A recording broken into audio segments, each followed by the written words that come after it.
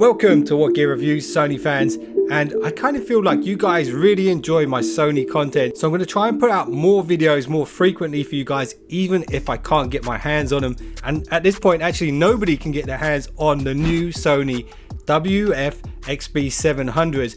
These are the first in the extra bass line of wireless earbuds from Sony, so it's a world's first. What I'm going to do in this video is run through some of the main things you guys need to know about before the launch of these, and Sony are positioning these earbuds really right up against the Apple Airpods and the Samsung Galaxy Buds, so it's pretty exciting and they're really competitively priced. So anyway, let's start with the design. Just from looking at the pictures, it looks like they're very low profile. They've got a matte finish. They're quite compact in size, especially when you compare it to their old SP700 ends, which had really impressive bass. These are much more compact. So they're available in two colors. You've got a black and a two-toned blue and black. And me personally, I prefer the look of the two-toned one. That's the one I would go for.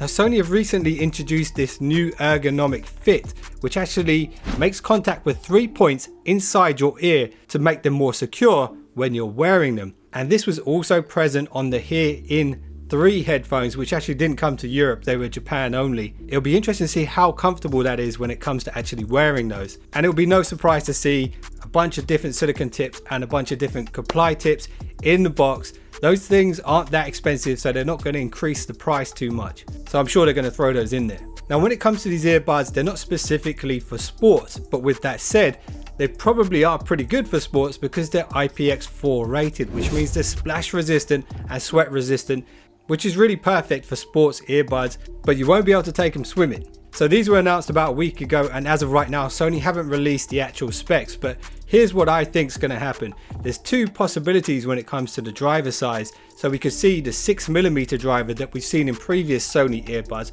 or maybe this time Sony could go with a 9mm driver in order to drive that extra bass that they're talking about. If they are going to go with the 6mm driver, there's probably two ways they can achieve that extra bass, either in software, or maybe they've come up with a clever design to add a bit more space inside the earbuds to create that extra bass. I'm personally keeping my fingers crossed for the bigger drivers though. And it's almost certain they will be 20Hz to 20 kHz when it comes to frequency response. Now, the design of the carry case is interesting. So on the Hear In 3 headphones, which were released in Japan, they kind of had the similar style case to the WF-XM3s, which are still my favorite headphones to date. If you don't mind spending a bit more money, then these right now are really one of the top 3, probably number 1 in the world when it comes to quality earbuds. So when it comes to the case design on the brand new WF-XB700s, it looks a lot slimmer, and I think this is a really good thing, because one of the things I think a lot of manufacturers neglect when it comes to earbuds is the size of the case and how you're going to carry it around.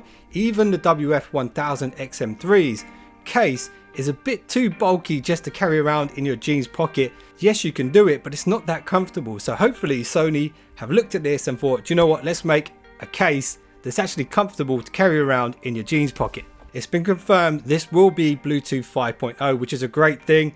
Better stability, better quality, and possibly the option to pair to more than one device at a time.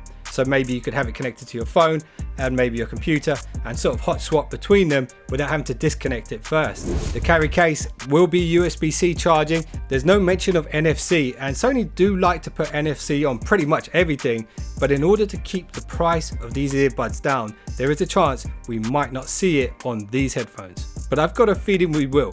When it comes to the onboard buttons, unlike the WF-XM3s, we've got physical buttons. Of course, that's going to do your play, pause, skip tracks.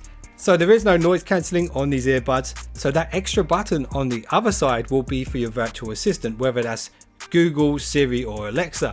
You can wake your assistant just by pushing that button, which is a pretty awesome feature. Now let's talk about batteries. So the earbuds themselves on one full charge will last up to 9 hours, which is 4 hours more than the AirPods.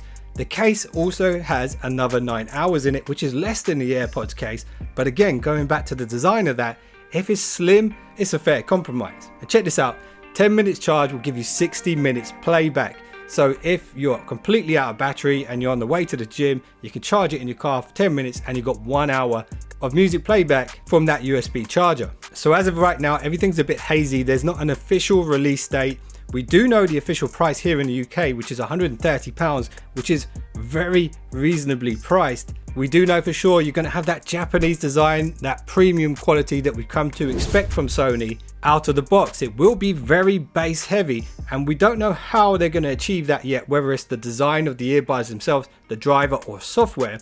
But I'm 100% sure this will be compatible with Sony's music app, which means you have access to the EQ, which means you can create your own EQ if the bass is too much. And I don't think Sony would have neglected the sound stage and the mids and the highs just so they can deliver that extra bass. So I would expect it to be a pretty good all-rounder, even though it is specifically for you guys out there who like bass heavy music. And if you guys own some Sony headphones, let me know which ones you own in the comments below.